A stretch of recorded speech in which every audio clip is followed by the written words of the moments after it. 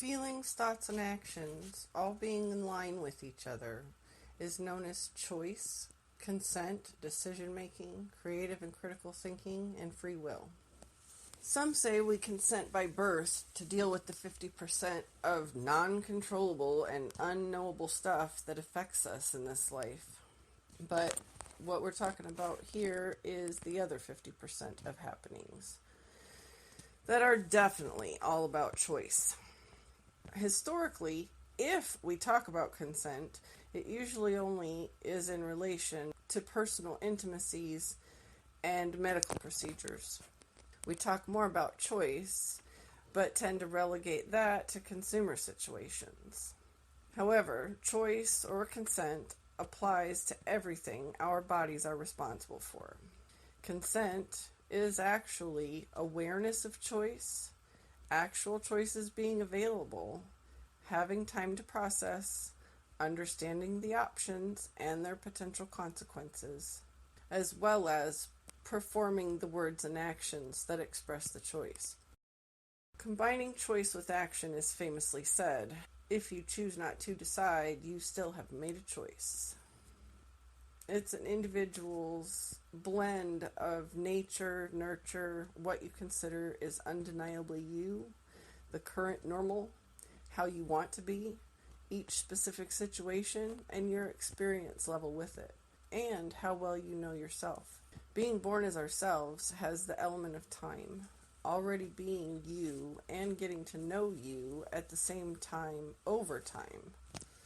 It's a little weird. It takes about 30 years. It's what most people, they don't know what they're referring to when they say it, but adult and grown up. It's referred to in astrology as the Saturn return.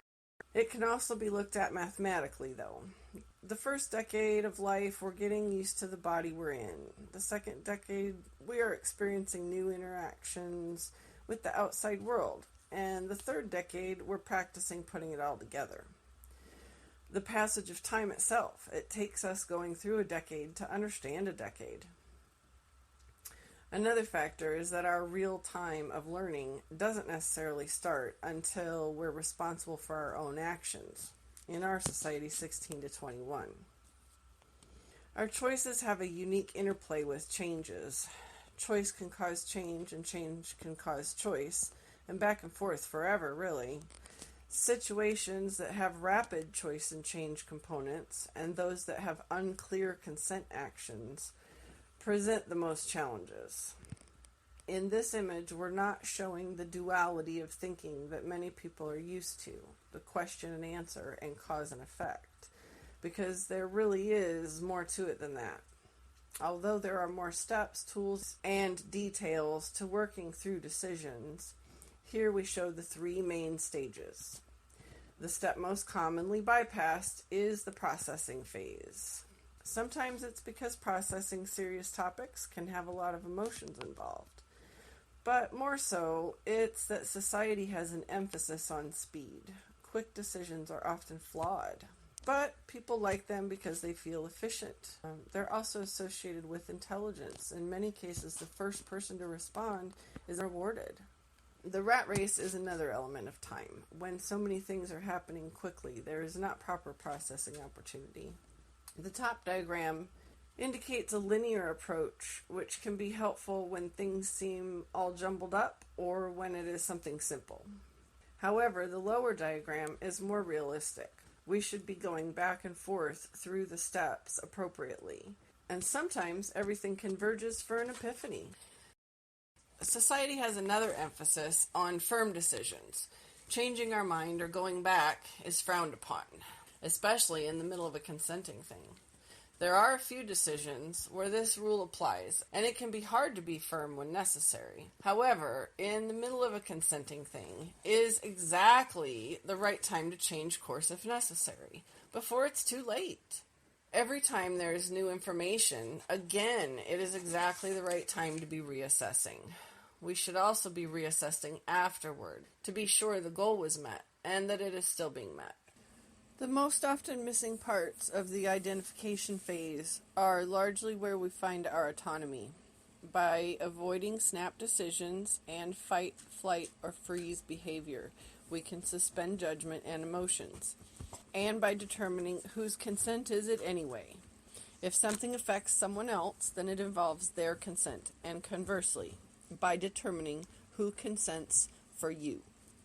It is easy to get caught up in having someone else do all of your consenting in the best cases, and also, unfortunately, in its worst cases. It is just as easy to get caught up in consenting for others, too. It is easier to see outside ourselves, and we get to contribute to the general well-being of those around us and those we care about. However, we overstep here a lot. Most of this is from being the subjects to or of adultism. When we consent for others' behavior, it can be malicious, but most often we insist it is in their best interest. We will set aside that we are only helping in an advisory capacity because we care. The word care has difficulty in definition in the English language, but here it helps to isolate the component as caring and sharing, also known as Karen and Sharon, like local friends that everybody has. It also conveys when we share on and on and on, a joke about what often happens when a person's doing this. Karen and Sharon. This is the kind of care that you are choosing when words, actions, and emotions are as a reflection of how you feel and how you want to feel. The other participants are gauging intentions and trust. In a truer sense of the word care, we are only an advisor, and it is always in the other's best interest to have as much consent as possible. Consent as a group is always easy to get caught up in too. We want to belong, so the going along with others just happens. This can be a euphoric sensation even, triggered from anything from live sporting events to love, your favorite car, or a Mardi Gras parade. This euphoric sensation can have both great and horrible outcomes. The saying, if everyone went and jumped off a bridge, would you just follow? It's also known as being an accomplice and mob mentality. It can happen with only a few people, and it can happen over the simplest things. These situations offer the unfortunate choice. It's described as being a snitch, being untrustworthy, you're a wet blanket. Sometimes you're even just expendable, both figuratively and literally. Anyway, consent as a group can also have its direct effect. It easily becomes the opposite of autonomy. Balance this by having strong self-awareness and showing your authenticity. The identifying and information gathering has a lot more to it, but here's a few basic pitfalls. Not fully understanding the question, the situation, or your role in it.